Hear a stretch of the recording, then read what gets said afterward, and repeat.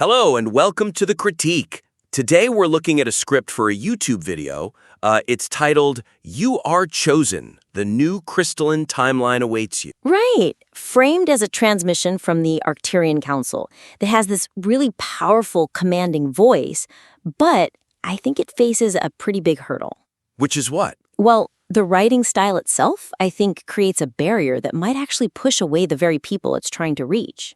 Okay, let's just jump straight into that. The first major issue, I think we both saw it, is the pacing and just the sentence density. Yeah, it's that wall of sound problem we talk about sometimes. The wall of sound, exactly. In a book, density is fine. Your eye can scan back, you can reread a sentence, but with audio, the listener is just, they're on a train. They can't go back. They can't go back. And if they're still processing one word and you're already on to the next concept, the whole thread is lost. And this draft, it has some serious adjective stacking. Oh, I noticed that right away. You get these phrases like heavy fears, saturated linear construct. Yes, or energetic recalibration you have been unconsciously orchestrating. When you say that out loud, it's breathless. It's a total traffic jam for your brain. It is. The cognitive load is immense. By the time your mind has assembled that whole complex image, the speaker is 3 sentences ahead talking about something else entirely. So the weakness is that the pacing is just too relentless for how deep these ideas are. It all becomes a blur. A blur instead of a revelation. So the suggestion is pretty simple. Introduce breath points. You do that by, aggressively varying the sentence length. Use short, punchy statements to break up the flow. Exactly. Punctuate the longer descriptions. The silence, that little bit of space between sentences, that's where the idea actually lands for the audience. Let's look at an example. The part about the threshold moment. The current text is, it is the threshold moment when your soul's original design finally supersedes the collective hypnosis that has kept human conscience locked in a prison. It's a beautiful sentence. Truly. But as a listener, it just washes over me. There's nothing to grab onto. So how would you restructure? Let's just try to rewrite it. Okay, so maybe something like this. It is a threshold moment. Full stop. Your soul's design is taking over. It is breaking the collective hypnosis that kept you locked in a prison of limitation. See, that lands with so much more. That pause after taking over is everything. It creates suspense, right? It gives the listener that split second to think, wait, my soul is taking over? Before you even explain how. It shifts the energy from a lecture to a proclamation. Yeah, and there's another one later on that's even more dense. It says, they are deliberately and spontaneously extracting themselves from the heavy fears saturated linear construct that most of humanity accepts as permanent and immovable reality. That's a 25-word sentence. It's got, 5 different abstract concepts in it? It's a headache for the listener. It's so cognitively expensive. It is! And by the time you reach immovable reality, you've completely forgotten the deliberately and spontaneously part. Which is actually the most empowering part of the whole sentence. It is. So I just make it way more direct. Okay, how would you tighten that up? How about, they are extracting themselves from fear. They are leaving the linear construct humanity accepts as reality. Infinitely sharper. And you haven't lost any of the meaning. The audience, the starseeds, they know what the construct is. You don't need to pile on adjectives to make it sound spiritual. In fact, sometimes, fewer words sounds more spiritual. It sounds more confident. You don't need to dress up the truth. And that actually leads us right into the second point. The script operates almost entirely in this abstract 5D realm. Right. And that risks alienating people who need to understand how these big shifts actually show up in their mundane daily lives. This is probably the most common trap in this whole genre.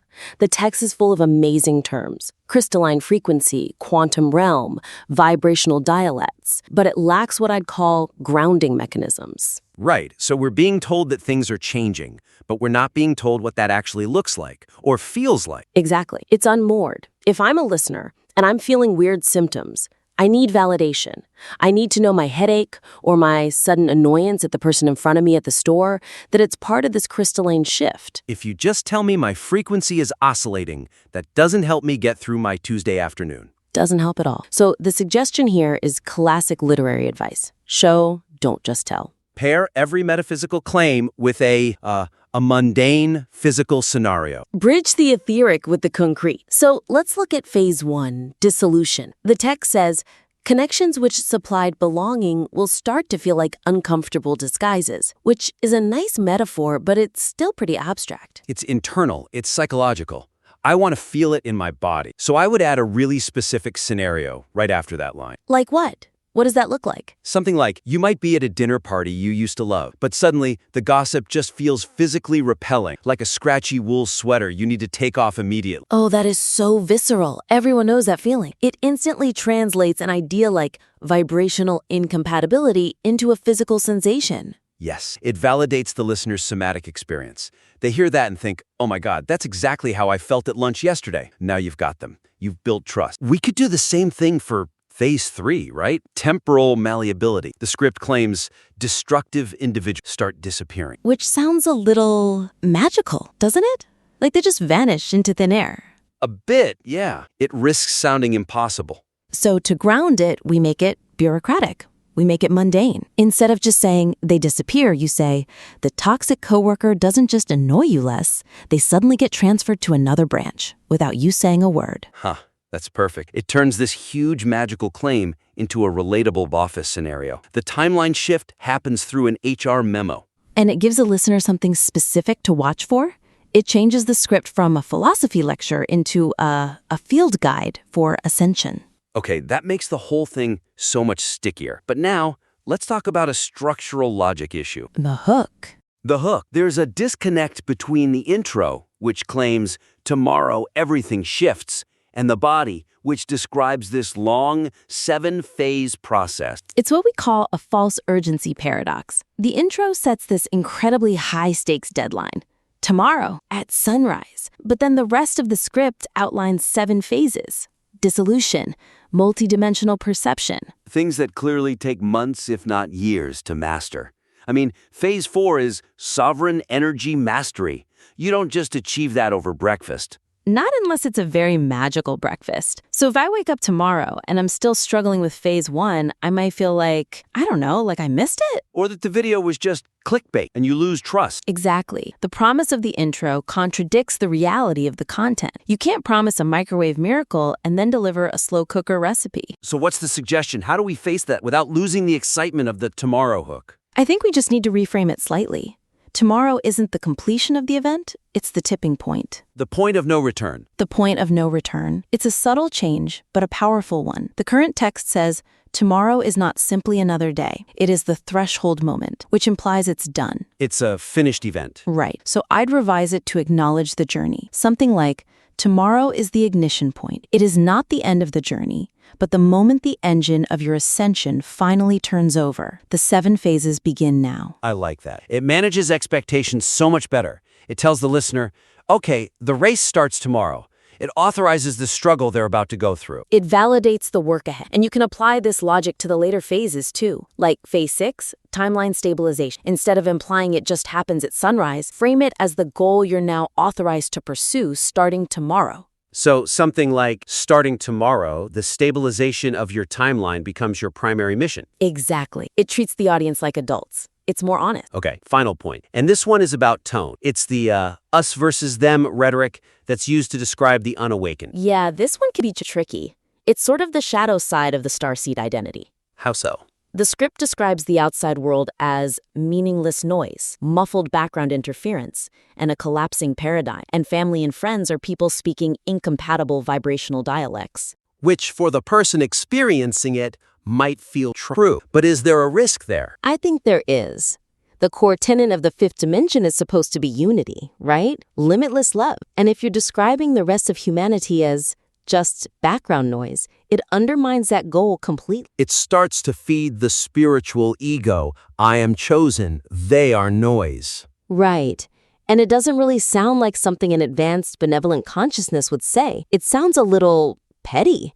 It risks making the listener feel isolated and superior, not empowered and connected. So the suggestion is to shift the tone. From rejection to compassionate detachment. Frame the old paradigm not as something disgusting, but as something you simply outgrow. You know, like a child outgrowing a favorite toy. Okay, let's look at an example. The text says, the constant stream of headlines. It all starts registering as muffled background interference, meaningless noise. Meaningless noise is just so dismissive. I'd rephrase it to focus on the listener's internal state, not the world's irrelevance. How would you do that? Maybe the headlines no longer trigger a fear response in you. You see the noise, but you no longer need to drink from it. You no longer need to drink from it. That's a beautiful shift. It empowers the listener without insulting everyone else. It turns it into a conscious choice. It's the difference between arrogance and wisdom. And what about that part in Phase 4, Sovereign Energy Mastery, where it says you no longer need others to believe in your experience? It's a fine statement of independence, but it can sound cold, like you're slamming a door in someone's face. So we can add a bridge of compassion there.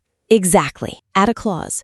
You release the need for them to understand, allowing them their own journey while you walk yours. That softens the edge completely. It's not, I don't care about you anymore. It's, I respect your path, and I respect mine. And that aligns so much better with the whole message of limitless love. It makes the Arcturian voice sound wiser, not just more exclusive. Wisdom is inclusive. Exclusion is based in fear. Okay, this has been a really deep dive. To wrap things up, let's just recap the 4 main points so the listener has a clear checklist. Absolutely. So, first we had the wall of sound. Break up those dense, adjective-heavy sentences with short, punchy ones. Give the message room to breathe. Second, grounding. Use show, don't just tell. Turn abstract 5D concepts into concrete 3D scenarios. We want scratchy sweaters and transferred coworkers. Third, false urgency. Realign that tomorrow hook. Frame it as the ignition point, not the finish line. That builds trust. And finally, the tone. Soften that us versus them rhetoric. Shift from rejection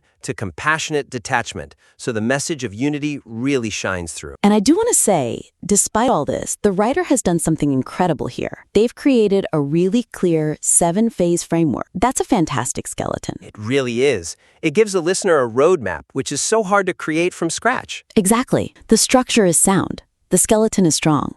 It just needs a little bit more flesh, a bit of tuning, to really let it sing. I completely agree. The passion and the vision are clearly there. So please take these suggestions, rework the draft, and we would love for you to send it back to us. We'd be excited to review the next iteration. Absolutely. The potential here is massive. Thank you for listening to The Critique. Keep writing, keep refining, and we'll see you next time.